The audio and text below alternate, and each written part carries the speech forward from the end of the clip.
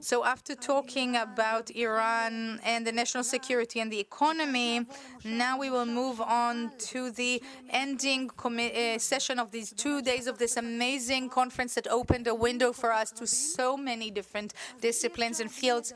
So we can't not mention Israeli identity and what connects us, and who is better rather than artists from different disciplines that might be able to present to us a different angle. And for this session, it is my honor to invite Lucy Aharish, a journalist and TV presenter and actress. It is my honor to invite Oded Leopold, actor and musician, an expert for mediation and crisis management. And don't be shy with your applause. It's okay to applaud as much as you can. Thank you. It is my honor to invite Limor Pinhasov, director and Independent Film and Television Alliance for documentaries. And last but not least, I'm inviting Hava Tizazu, who's an actress, who's creator of theater and is a member of the directory of Habima Theater. But before we start, we have a short video for 30 seconds and then we'll start.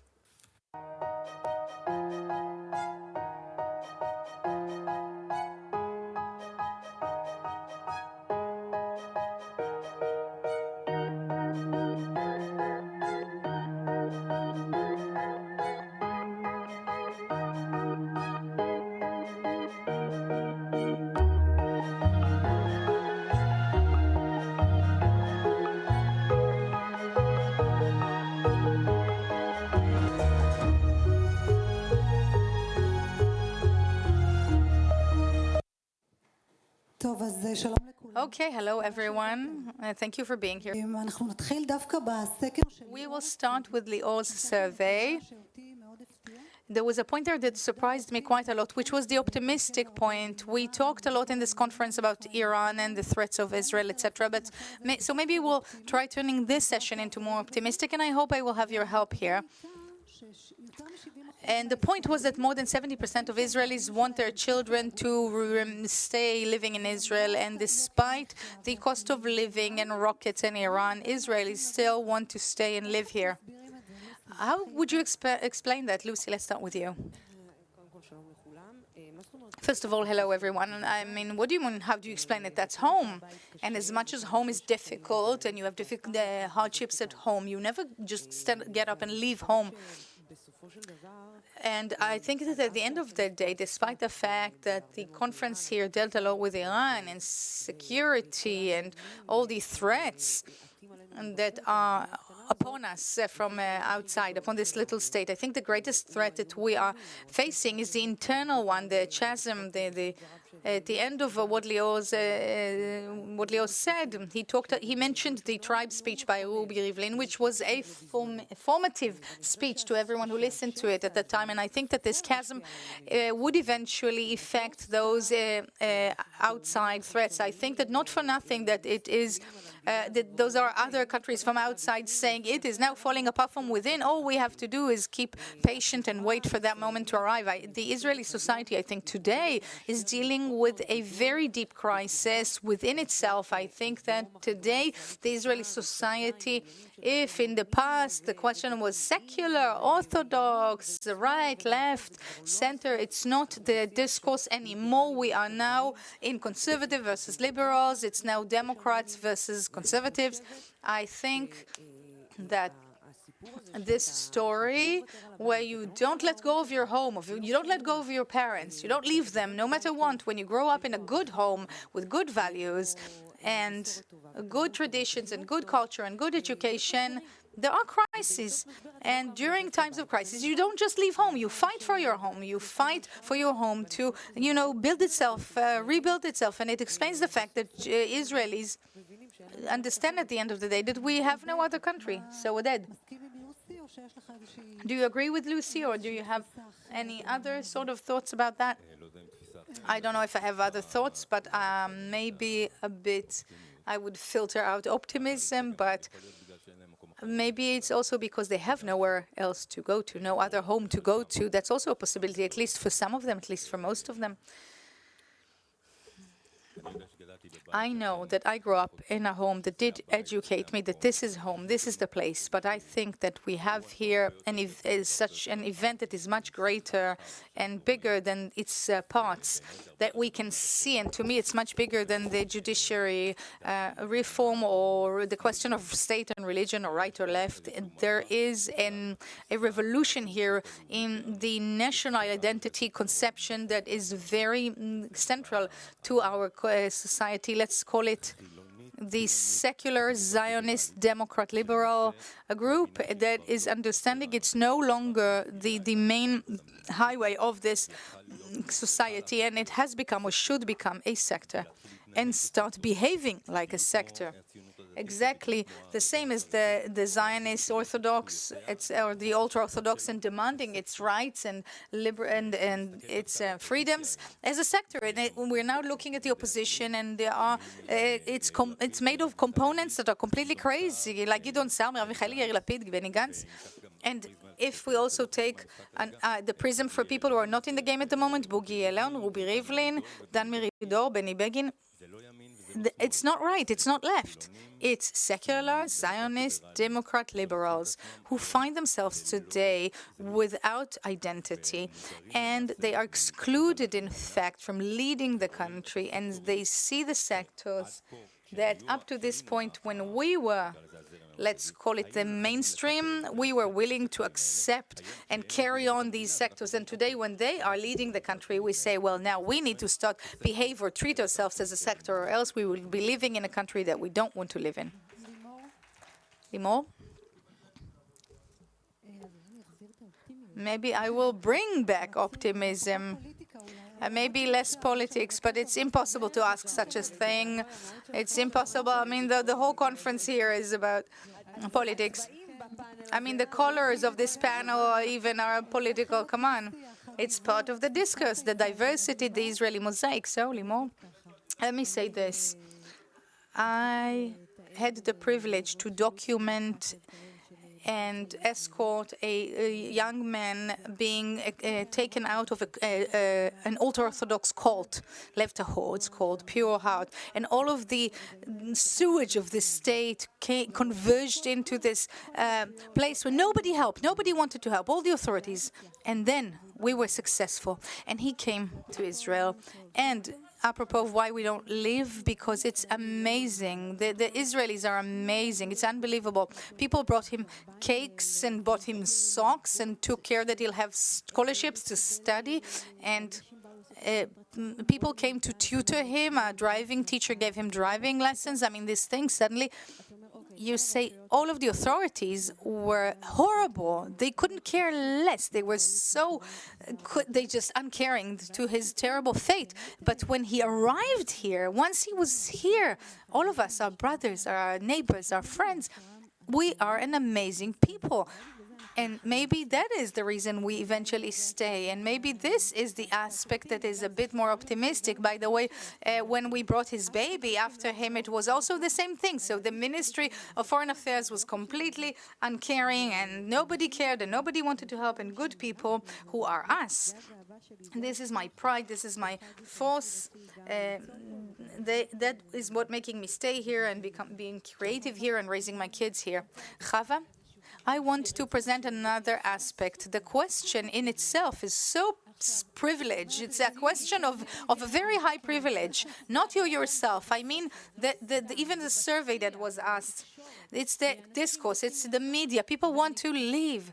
And I always ask, who are the people you turn to in those surveys? It's people from Tel Aviv, they're Ashkenazi, they're in high tech. I mean, take a look at who you are asking those questions. Let's start with my own community. Not that I'm a representative, but this is not the kind of discourse that is being held there. And at the periphery, in many different sectors, this is not the discourse. People put it out in the front as if it's something that is happening, but try to think about other people, other directions, other questions that are being asked. And in all of this survey, what I felt was, I don't know, I live in the periphery, and that's not the discourse that has taken place there. And it's not possible that all of the answers that were presented here are exactly the same as what's happening in the protest and what people might want to hear. A question mark on everything. And yet, Hava, we talked and mentioned, Lucy, about the diversity and about the difference of this panel. And in the other panels, what about them? What is connecting between us at the end of the day? We have Israelis, we have, you mean just white men in all the other panels? Yeah, but in this panel, it is quite diverse. It is diverse. So what is the connection between us, Hava? I want to take you back there. I'll be optimistic, okay? Same as Lucia, I believe this is a home, and a home is a place to fight for and not let go, each one of us for our own reasons. Of course, as daughter to immigrant parents who made the way, I'm not going to go back to that narrative again, but I don't have any other option. And who even said that any other place would be better? We love this place. I know how it feels to be a stranger, and belongingness is something I've been dealing with since the day I was born in Israel, and I am sure and certain that in any other country it might even be worse. So I have no other home, for sure. Lucy, despite the chasm, despite this tear in the rift in society, what is connecting us and holding us together? I think that mostly it's the question of, it's very difficult in these days to answer that question, by the way. It's very difficult giving an answer as what is connecting us together, because I think we're at a place where we don't really talk and listen to each other. We don't hold the same opinions. We are not in the same tribe, on the same side. So what is connecting us? No, what used to connect us, the mutual responsibility that was mentioned here, and our ability to become one for a certain mission whenever something big happened. Our ability to be happy when Noah Kirel, comes back home from when she takes third place in the Eurovision, and we're all happy. And even that we've lost, and now people are asking, why is she dressed like this? Why is she dressed like that, right? But not so long ago, when Dana International was able to unite a whole country when she won the Eurovision, and that as itself, there were things that united us, that used to unite us, and we've lately forgot, that used to unite us greatly. And when you hear this, you say, what is uniting us? We also have Arabs in this discourse. So what do Arabs feel? Do Arabs feel as part of this we? I mean, myself, as part of this sector, does an Arab feel as part of this we, the sectorial we? And I can tell you that in many cases, and more in these last years, they don't feel as part of this Israeli. They don't feel as part of this we. And I've been asked recently a lot about the protests, and I go to the protests almost regularly. And there is that moment where everybody is standing there singing Hatikva with the flag of Israel. And Tzachi, my husband, is looking at me, and I look at him. And I can't. I simply can't. I stand there. I want to be part of you when you sing. I want to be part of you when you stand there together and suddenly feel for 2 minutes like one. And I am not even a transplanted organ here, and it hurts me. And then people are coming saying, why don't you come to the protests? Why don't you, the Arabs, come to the protests? Why are you not taking part in the protests? How could I be a part? And I'm not telling you to change the anthem or the lyrics or anything. That's not what I'm saying. I never needed any songs and symbols or any Star of David on the flag or anything to feel belongingness. No, I didn't need those characteristics, but I do need other characteristics that would make me feel belonging. And those are not to just do me a favor, but by giving me budgets or saying they go to supporters of terrorism. It's not doing me a favor, but saying in your society or this and that. It's not about disregarding from endless surge of murders. It's not been alerted about for 1 or 2 years about. It's been alerted about for over 20 years about how much firearms are being circulating in the Arab society. Nothing has been done by any Israeli government. So this we, what is holding us together? This us, this we. I grew up in Dimona, okay?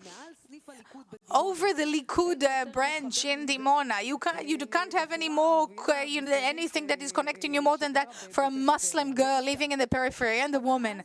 And then you tell yourself, you go to the real world, you get to Tel Aviv for this example, and suddenly a real world just hits you in the face. Real life always says you're not part of it. And I come and I say, yes, I am. Yes, I am. Yes, I am. In spite of you, I am. And people can't really swallow me up. They try to just, throw me out. But my child is half and half. So it's even harder for people to swallow that.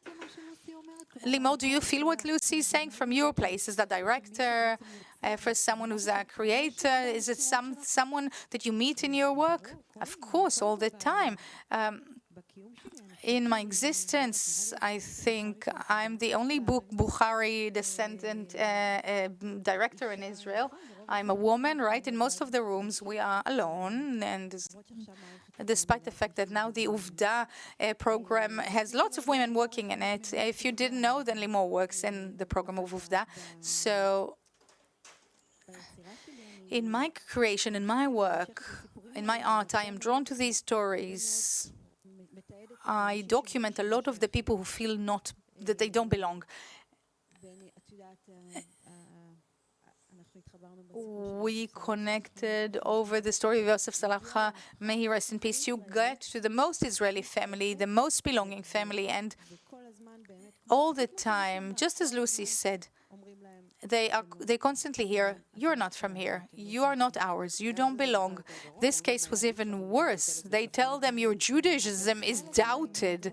It's part of it. It's not only the Judaism. Let's go back to Hava. You started speaking about the belongingness. The question of the survey were very privileged and asked to very certain groups. So at the end of the day, you are an Ethiopian woman and sitting in the directorate, in the board of directors of Habima Theater. You've made quite a way and you are successful. So from this place, we can look at your success as something that you've done because you said, just like Lucy, I'll show them, despite them, despite the fact it's only men, white, Ashkenazi, excuse me, Oded, we will get back to you. I'm sorry. I also come from the world of social service, of public service, so I actively always try to sit in boards that are usually, made of men, right? I'm not going to repeat everything, but it's my way to create a difference, so I'm sitting in different committees and councils, as for example, the Council for Arts and Theater, and I think people talk about social changes, and this is my way to maybe amend. And I thought it was so funny that he mentioned high-tech people who want to change the world. I mean, according to me, what kind of world are they mending with another application? But whatever. I am an artist. I have a new play, for example, that is dealing with violence against women, and how can we recognize the signs for someone who's going through an abuse of some kind. So I believe that art is a way to change things. It doesn't have to be didactic, but it could change. It could let you take an experience with you that is teaching you and opening your eyes. But the National Theater and theater generally, the Israeli repertoire, I'm sorry, I'm still an independent artist that is just, collecting money to work. And I still have a way that I need to go through. And I also propose to the people sitting here, we should try find other narratives, other stories, other artists, not only the ones that you always are given to hear. There is a lot of art, black art, that is kicking and interesting, that is just not getting its voice to be heard, where most people, consume their art. Oh, that you're the only man here. I'm sorry that I'm mentioning this fact, but it's hard to avoid it. Is it so clear to the eye? Yes, it is, despite the long hair. So is it a discourse that you know from where you are? You are considered, you're looking at the resume, a privileged Ashkenazi white man, an artist, an actor. So let's make something clear. I am a son of a Holocaust survivor. He's 20 years younger than my mother, who made Aliyah from Morocco. They both came to live here at a very unprivileged life. I used to listen to Romanian and Turkish opera and Italian and Romanian operas at home, and spend the holidays at Beit She'an at the synagogue with all the Moroccans around me. When you wanted to become an actor, when you wanted to, did you face hardships the way it was presented? Because people always say it's a manly world, it's a world of men, very open to men, and we have female artists here, but it wasn't like that a couple of years ago. It's hard for me to say as a man, so I can't know if my experience is different, or where is it different or better than other ones. I can tell you that my grandfather, who was Moroccan, if any of us used to complain or saying we were discriminated for such and such reason, never mind, he would silence them right away and say, and he said, make more effort. I'm not criticizing anyone, by the way. No, wait. What do you mean, no? I'm not saying that we are making an effort. I'm sure that's exactly...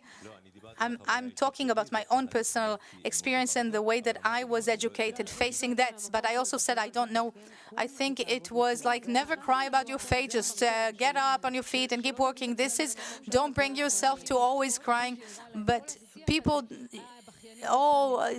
again, telling people you're just crybabies out to cry. This is a problematic discourse. We all know it. But maybe it's okay to cry. Maybe it's okay to cry for the injustices. And maybe we should stop telling people and don't cry about it. I mean, Ashkenazi and Sephardi doesn't exist, does it? Doesn't it?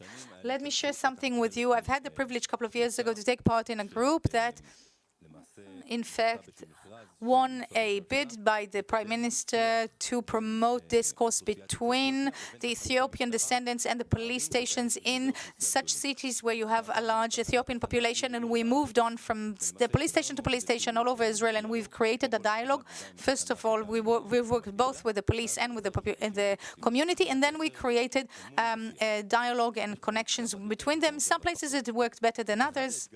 And one of the challenges with the Ethiopian descendant population was some place that we wanted to come to a place where, let's say now we have no more problems, are we able to also deal with now taking responsibility over our lives? And again, I'm not blaming anyone for anything, but it's like psychological therapy. When it is successful, the patient is now at a point where now you no longer blame, my parents for whatever they did to me, and now take responsibility, wake up in the morning, go to work, as an example. So there's also here the question of how you take a minority, but I want to ask you something. It doesn't start, first of all, with recognition. Why shouldn't we recognize the fact that, yes, for women it's harder in Israel. It's a very manly country, and a friend, would bring a friend, the quid pro quo, and it doesn't work for women. And for Ethiopians, yes, it's harder for them. Absolutely. I agree with you. Maybe we should start with recognition, then tell them not to cry about things. I am all for more than recognition, because one of the things they told us, those Ethiopian people, was amazing. They said, people always talk to us about integrating ourselves within the Israeli society. How about you integrating in the Ethiopian community a bit? We have a lot to offer. The respect to our parents, we don't want to learn from you. We want you to learn from us. That's what Hava just said.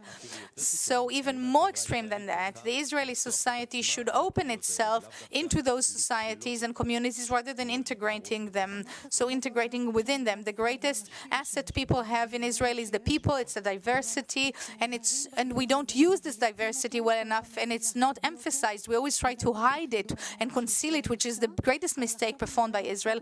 But now for a moment, let me stop you, Oded, because we have promised a surprise to the audience, so we will now open this for Q&A. If you have any questions for our guests here, we'll be happy to take them. Don't be shy.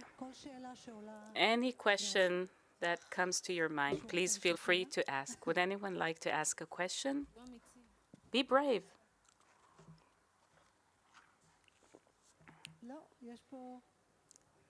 No questions? Okay, Ayelet, would you like to ask a question? I'm sorry, if people are not speaking to the mic, we cannot hear and interpret. Sorry.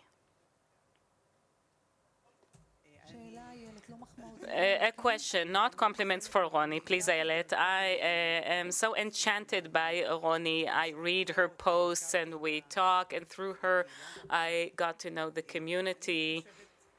I actually think like him, and I know this from some of my girlfriends. I have a girlfriend who's a professor at the Sheba Hospital, and she definitely talks about the difficulties in her work with men, and that's, they're always up in the hierarchy above her, and she has to deal with that. And I think that we need to do what all of you did, to make efforts, to really make an effort and to prove to society, to ask for support, to demand support, but to simply fight for it. I don't really think that we need to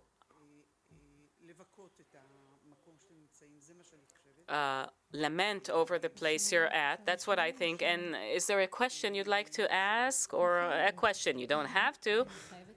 I must say something. I'm the last. I'm the last person in the world who's lamenting or complaining for the place where I'm at. God forbid. I'm so happy with where I'm at, and I can tell you more than that.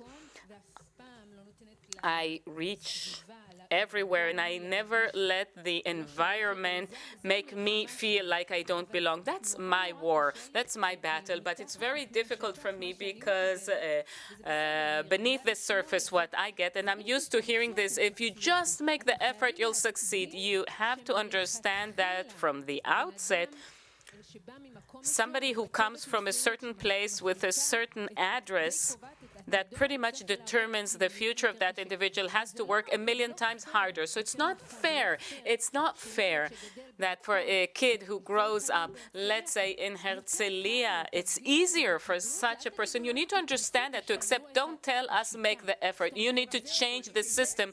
But that's something political. I agree. I agree that no efforts were made, but that's what we keep hearing in this country, and it's a terrible mistake. It's a terrible mistake that was made throughout the years, not to advance children living in the geographic periphery of Israel. Lucy, you know what? I'd like to move on to Lucy. I have a question for you. If you were a minister in the government, what's the first thing you would do? God forbid for me to be a minister, and yet, first of all, I'd resign. As a minister, first of all, I'd resign.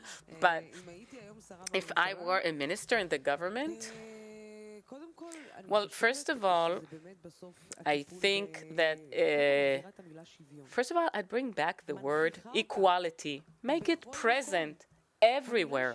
The word equality just doesn't exist, not in the nation-state law, not in the human rights and dignity law, and not in the Declaration of Independence. Even there, the word equality doesn't appear. Equality, because that's the basis for a liberal, democratic, functioning society. And I think that at the end of the day, when you get up in the morning in Israel as a minority, as a woman, as an Arab woman, as an Arab man, as an Ethiopian, as a child living in the periphery, the first thing you want is for people to look at you at eye level and to say to you that you're equal among equals, that it doesn't happen today with the Arabs and not with women, and it also doesn't happen for people living in the periphery. And of course, we cannot ignore the Ashkenazi Mizrahi talk in Israel. And it's true that there have been many processes in this country, and I'd like to remind everyone, this is a very young country. We're only 75 years old. There are people whose grandparents are older than the age of this country, and this country is still shaping itself. And since but because we're developing so quickly, and because there are so many diverse facets in Israeli society, and because many of us broke through many walls and glass ceilings and have reached high-ranking positions, I think the responsibility that we, the people sitting here, is much greater, because you don't want to hoist the flag. I never entered the Israeli media and said, I am here to represent all Arabs. But I think that everything I did looking back opened a lot of doors for people today, for young Arab men and women. And we need to understand that this place we're at, and maybe to start seeing some new politicians, because enough is enough. There are some politicians, just like we need to restrict maybe one of the laws I would pass as a minister, just like you restrict a term of office, or they don't want to limit the tenure of prime minister, and to limit the tenure of a Knesset member, because anything you can't achieve in 8 years, you probably won't achieve in more years. And we see that women and younger people, when they enter, it doesn't really bring the change in terms of office and changes. As somebody, as people who come from the world of culture and arts, it's the terrible situation in all art institutions in Israel, because it's the same individuals who don't budge and the stories don't change. You look at the Arab society, the representatives of the Arab community haven't changed in years. It happens in every society. That's one of the problems. And I'd like to ask you, in context of what Lucy said, to open up doors, and that it's our job to do so as those who have succeeded. How do you do it in your field? Because it's a very masculine field. Even today, it's a very masculine field. How do you get to see more women who are directors and film editors? I really agree with Lucy that we have responsibility. I can tell you about myself that because I feel this responsibility, I have volunteered to be the chair of the Association of Directors, Film Directors in the past 5 years. And the basic belief, in English, you say you can't be what you can't see, and I truly believe in that. And in this context, it's exactly what Lucy said, because after us, we're the trailblazers, and there were people who were trailblazers before us. So it's this chain, and you're absolutely right. That's all we can do to be outstanding, to be seen. One of the reasons why I learned, and I come from a Bukharian home, my grandmother would say when we would laugh, she would say, cover your mouth with your hand. Yes, they say the same thing in the Arabs. Don't let your voice be heard too loud. She would tell me, so all families are alike, I guess, all the Israeli families. So to sit here, 3 women and you, 4 women, actually. You can call me maybe an honorary woman, and to be speaking and not to cover our mouths with our hands. That's our gift. And that's our way to break through this. How do you consider all this, breaking glass ceilings? And even though you're a man, it doesn't matter, because each and every one of us has a role in this process of change. It doesn't matter what we look like or where we came from. You know what? Excuse me, I'd like to say something. It's like I feel that people today who come from a background like Oded's need to apologize for the background. God forbid, it's not what I think. Oh, hold on, my grandfather was a Holocaust survivor. No, no, no.